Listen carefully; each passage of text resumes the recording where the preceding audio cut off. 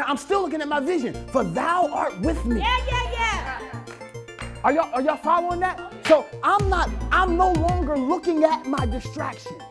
I'm no longer studying how do I get over this.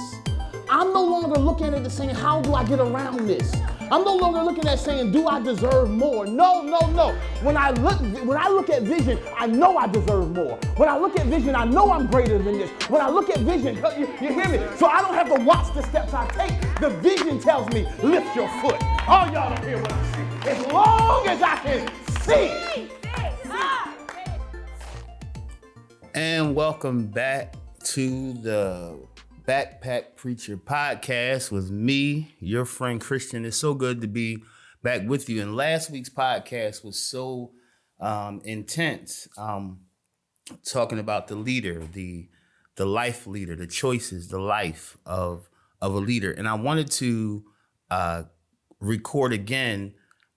I wanted to go back into this same thought, but expand it a little more. Last week, we were talking about a book called The Unleader by Jane Overstreet. And again, it was a book I reviewed for my master's program, and I wanted to kind of share some of my thinking behind it. But it's very important that we pay attention as leaders, as culture shifting leaders. This is the thing. There is a huge difference between a leader and a culture shifting leader. Not one better than the other, but they're different. And so there are some leaders who will take what is there, and maintain it. That is one call of a leader. Some leaders are called to maintain. I want to say this. There's no such thing as one leader better than the other. What God did was he put different gifts inside of leaders. So those leaders, those giftings will be able to shift the world. Now, you have leaders that maintain, then you have leaders that shift, that culture shift. And to be a culture shifting leader, there are some very, very important developmental questions that you must ask yourself to figure out whether you're that, okay? And so what I want to really discuss today is the journey of the leader. See, you don't just show up at leadership. Like people say, hey, I'm a leader. You don't just show up as a leader. If you're called to leadership, now let me say this first. You're never sent as a leader first. You're called. And we've twisted that up in life. We twisted it up. I'm called to do. You're never called to do anything. If I call you, if my tech is in the room now, if I call him, he'll come to me. He won't go somewhere else. So when you say you're called, then the calling is to come to who called you. Come where you're called. This sounds repetitive, but I'm not being repetitive on this podcast. I want you to understand, when somebody says, I was called to do something, that's twisted thinking. You're never called to do something. You're sent to do it. And in order to know what to do when you're sent, you must first come when you're called. Guys, please catch this wherever you are. In order to know what you're doing when you're sent, you must first come when you're called. So if you're called, you got to come. And the questions that must be asked when you come to God before you go anywhere else. Because let me tell you something about going without coming to the call. Going, those people you're going to, without knowing what you're called to do, those people will destroy you. Listen, you can be destroyed by your own assignment. You can be destroyed by your own assignment because you didn't catch the call before you caught the scent. And the reason why many of us burn out quick is because we love to be sent because you are seen when you're sent. You are seen when you're sent. Nobody sees you when you're called. Nobody sees you when you're called. And so it's important that you focus more on what you're called to do than what you're sent to do. Make sure that you're more focused on what you're called to do than what you're sent to do, so you can know what you're doing once you're sent. These are the questions that you have to ask yourself as a leader. If you're going to go and grow, because again, salvation was never to come to a place that you got saved and make an idol of the place that you got saved. The goal is to honor the place that you change your life and then get what you need to go change the world.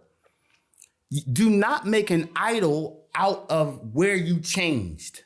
Don't make an idol out of where you changed. You were changed here to then go do something great. These are the major questions you got to ask yourself. Before you go, do I fear God more than I fear people? Do I fear God more than I fear people? Because if you don't fear God more than you fear people, you will always, always, always bend yourself to the need of people, and you'll what they call mission drift yourself away from what God called you to do. What is it? So the question is not what did God call me to do, because that's where everybody is. That's where everybody is. What did God call me to do? No. Do I fear God more than I fear people?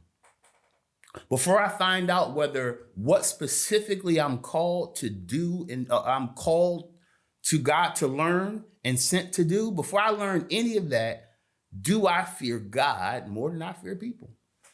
Because listen, there's nothing wrong with the church Jesus died for. There is something wrong with the church that we have reestablished.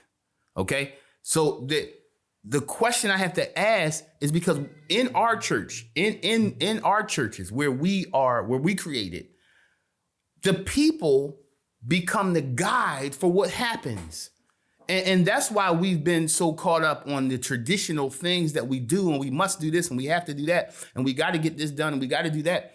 The reason why we're there is because we fear people more than we fear God. And so if we fear God, then I believe that the work that we do as churches, we would see more effect, right? We would see more impact because we were doing it a certain way. And the certain way that I'm talking about is the fear of God. Anytime you try to push something forward with the fear of people, because let me tell you something about people, they're wishy-washy. Their emotions change too much. One day people can want this, the next day they can want that, the next day they can want this, and the next day they can want that. When I pastored my church, that was one of the hardest things, not transitions, but one of the hardest things in the flow of over 20 years of pastoring, was that there were times where in my younger years of pastoring, I felt like, wow, I really got to keep these people happy. Got to keep these people happy. And I'm not just talking to the pastors. I'm talking about the business owners, all of you out there that are leading, whether it's in media, whether it's in fashion, because as a saved person, God doesn't just want us all stuck in one place. We're supposed to lead everywhere. So wherever you lead, that's where you are. That's where the hand of God is with you. You don't have to go somewhere else and do something else. No, you are a submitted person to God. Wherever you are, you can get this work done. All right. You are a backpack preacher, hairstylist. You're a backpack preacher, accountant. You're a backpack. You understand? That's how the gospel spreads. But a very important question to ask is, do I fear God more than I fear people? Because if you don't fear God more than you fear people, the people will always adjust you where they want to go. In my pastoring, I wanted to please them. I wanted to keep them happy. And what I found was, man, God has so much more for us than just to keep us happy. Because the truth is, happiness only comes from when you find out what you were actually born for and doing it. The next question that you must ask as a leader is, do I feel compelled? Not do I feel like it. Do I feel compelled, like from my gut? Do I feel compelled to push the people under me forward? Do I feel compelled to push the people under me forward? That's a major question that must be addressed, because these are questions of attitude before you begin. These are questions that you answer in the call. These are not questions you answer in the sending. These are questions you answer in the call. So, do I feel compelled? That's a big word. Do I feel compelled? Do I feel like this must happen? That I take the people that are with me and push them forward? Because that's the spreading of a thing.